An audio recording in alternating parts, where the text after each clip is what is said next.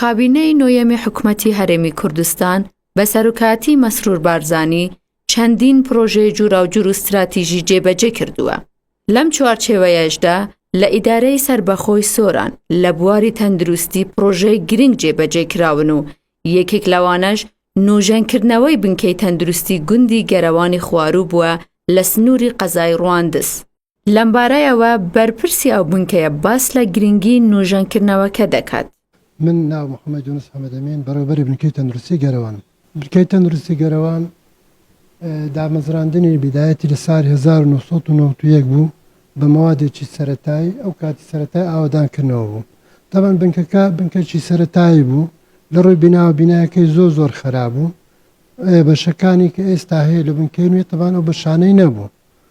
بەڵام پاشەوەی کە حکوومەتی هەرێم بڕیاریدا کە بنکەکی نوێ لە گەرەوان دروست بکرێتەوە، تەمان ئێستا بنکەکە بنکەکی خاوێن بنکەکی ڕێکوپێک بەشی زۆر هەموو بەشەکانی تێدایە. و هەروەها لە ڕووی داو دەرمانەوە تەمان داو دەرمانێکی باشی هەیە کەوا ڕۆژانە ئەتوانین خەڵکی استفادەی لێ بکە. و تەمان گوندی گەرەوان ژمارەی دانیشتوانی 1327 کەسە جگە لەو گوندانی دەوروبەری و چ گەرەوانی سەر و سەران کانیکەوان و گوندی بنمێردە و دەوروبەریش. تەمان ئەو ئەتوانین برین تقریبا زیاتر لە 2000 کەس ئیسفادە لەو بنکەیەکە. تەمان بەشەکانی ئەو بنکەر بەڕاستی بەشی گرنگی تێدایە، مەسەن بەشی کوتانی تێدایە، فراکەوتنی سەرەتایی تێدایە کەوا لۆ داخلبوونی کاتی نەخۆش و هەروەها بەشی دەرمانەی خانەیە، بەشی کۆگای هەیە، وهروە بەشی برنپێچشی هەیە. تەبان لە حالەتی بوونی ئەو جۆرە ڕووداوانە سەرەتا دێنە لایمە، ئەمە هەندێکی سافاتە وەلیان لۆ ئەکەین و هەروە هەندێک نوعدەرزێکی ئەتوانی وەرگری لۆ هەتاوەکو. تەبان ئەمەش تەبان ئیشکردن لێرە لەو حالەتان دەبی حالە بکرێ، هەم یان لۆ نەخۆشخانەی ڕواندز یان لە نەخۆشخانەی ئاشتی بە شێوەیەکی ڕسمی هەر ئەوەندان توان لێرە بکەین. تەبان الحەمدولillah تا ئێستا حالەتانە زۆر کەمن، بەڕاستی زۆر کەمن.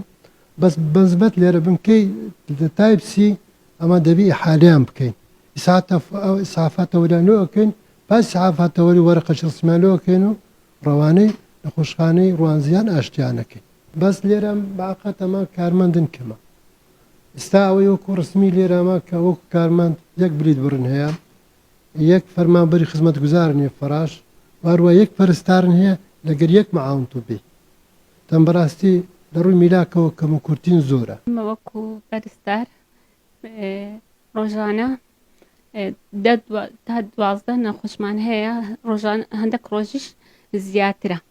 وەکو نەخۆشیەکانیش کۆخ هەیە، بەسی و زکتون و ڕژخانەوەیە، هەندێک حالەتیش وەکو دوو پشک و پێودانی دوو پشک و زەنگەتەوە شتانەیە حەساسیەت و دەکو دەرمانەکانیش ئەو شتانە زیاتر سەرفە. بە حکمی دووری بنکەی تەندروستی گەرەوان لە شاری ڕەواندز تەمان پێویستی بە ئەمبولانسەک هەیە.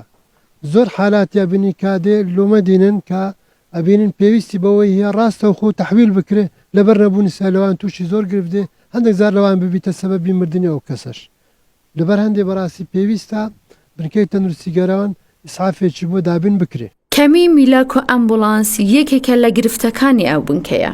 لەم بنکەیە زیاتر لە 400 خێزان و نزیکەی 2000 هاوڵاتی سوودمەند بوونە و ئەمەش بووتە کار ئاسانیەکی باش بۆ خەڵکی دەڤەرەکە.